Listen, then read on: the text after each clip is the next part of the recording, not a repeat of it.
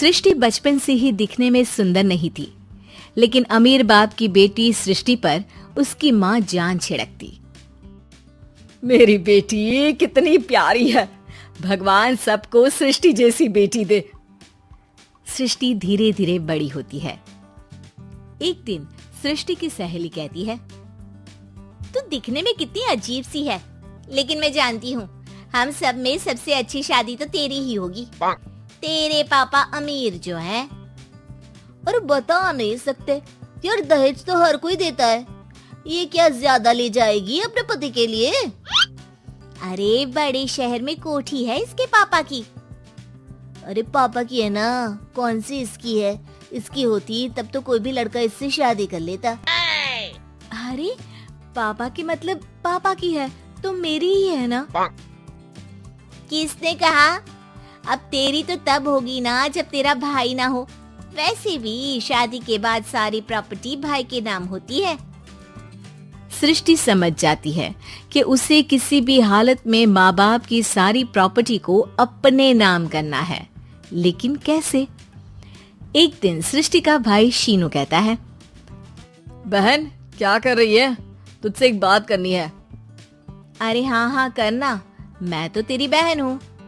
बहन मेरी लाइफ में ना एक लड़की है, बहुत अच्छी है। मैं सोच रहा हूँ माँ और पापा से बात करूँ शादी के लिए।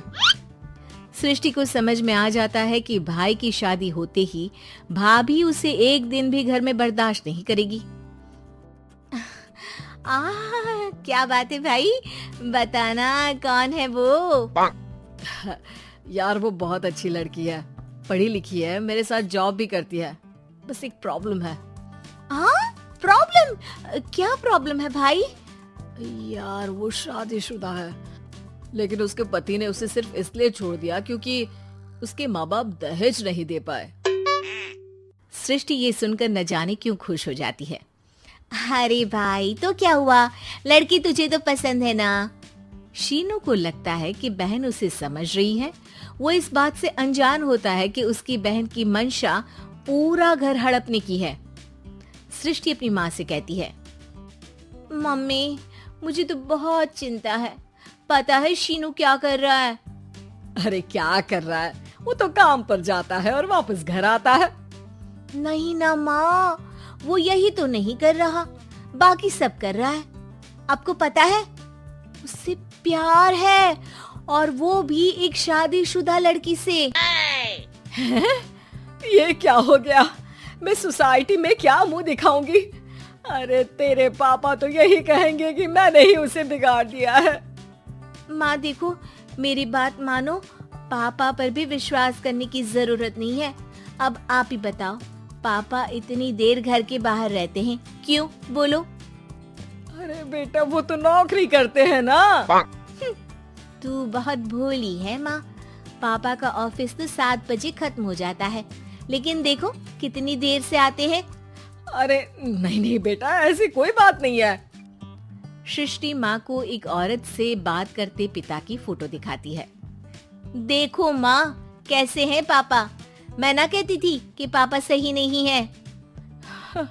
मैं तेरे पापा से बात करूंगी, दे फोटो मुझे। ओ माँ, वो तो डिलीट हो गई। लेकिन चल, तूने तो देख लिया ना। पापा से बाद में बात कर लेना, और हाँ मेरा नाम बिल्कुल मत लेना। हाँ माँ। अब क्या था, सृष्टि के माँ और पिता के बीच झगड़ा होना शुरू हो जाता है। सृष्टि के मन में क्या चल रहा था कोई नहीं जानता था। एक दिन, माँ सृष्टि के लिए एक लड़का देखा है, वो लोग शाम को उसे देखने आने वाले हैं। और हाँ माँ, एक खुशखबरी, मैं और पापा मिलकर एक नया बिजनेस ट्राई कर रहे हैं। शाम को लड़का आता है, सांवले रंग का। सृष्टि को तो बिल्कुल भी पसंद नहीं आता। लड़की की माँ कहती है, लड़की का चेहरा तो कोई खास नहीं, लेकिन अगर मेरे बेटे को आप लोग सेटल कर दें तो मैं उसकी शादी आपकी बेटी से करवा दूं। सृष्टि को लड़का बिल्कुल पसंद नहीं था। उसे भाई पर गुस्सा आ जाता है। लड़के वालों के जाने के बाद कहती है, माँ देखा शीनू मेरे लिए कैसा लड़का लेकर आया, न दिखाने लायक न सुनने लायक, सेटल भी नहीं, वो भी हम करे। अरे माँ, मैं जानती हूँ ये मेरी शादी किसी भी घर में क्यों करवाना चाहता है। अरे कैसी बात कर रही है बहन, तूने तो देखा ना, लड़के को मैंने ही मना कर दिया तुझसे शादी के लिए। जिसने लड़का बताया था उसने उसकी बहुत तारीफ की थी। बात आई गई हो जाती है, लेकिन सृष्टि का मन शांत नहीं होता। क्या करूँ, कुछ समझ में नहीं आ रहा। मेरी शादी हो गई तो ये लोग पूरी प्रॉपर्टी शीनू के नाम कर देंगे, मेरे हाथ तो कुछ लगेगा ही नहीं। तभी सृष्टि को आइडिया आता है। वो किसी वकील को फोन करती है। जी देखिए, अगर आपके मम्मी पापा का तलाक हो जाता है तो आपके पिता की आधी प्रॉपर्टी आपकी माँ के नाम हो जाएगी, फिर उसे वो किसी को भी दे सकती है। सृष्टि अब माँ को बेटे के खिलाफ भरती है। माँ, शीनू पर नजर रखा करो, वो जिस लड़की के प्यार में है ना वो शादीशुदा है। यहाँ आएगी, सारा पैसा, रुपया, जमीन, जायदाद सब हड़प लेगी। पापा का भी हाल तुमसे छुपा नहीं है। ऐसा ना हो कि मैं और आप एक दिन सड़क पर भीख मांगे। हे भगवान, मैं तो जीते जी मर जाऊंगी अगर ऐसा हो गया तो। ऐसा हो गया नहीं माँ, ऐसा ही होगा। अभी समय है, आगे का सोच लो। मैं तो कहती हूँ पापा से आधी प्रॉपर्टी लेकर अलग हो जाओ। पापा की आधी प्रॉपर्टी भी हम लोगों को अगर मिल जाती है ना तो अगले 7 जन्म सफल समझो। बेचारी माँ बेटी के कहने पर पति से तलाक लेकर अलग हो जाती है। सृष्टि अब पैसों से गाड़ी और अपने दूसरे महंगे शौक पूरे करने लगी। उसके दोस्त भी उसके पैसे इस्तेमाल करते। सृष्टि, कल तुम कहाँ थी? मैं सारा दिन घर पर अकेली थी। तो मैं क्या करूं? मैंने ठेका तो नहीं लिया है ना तुम्हें संभालने का।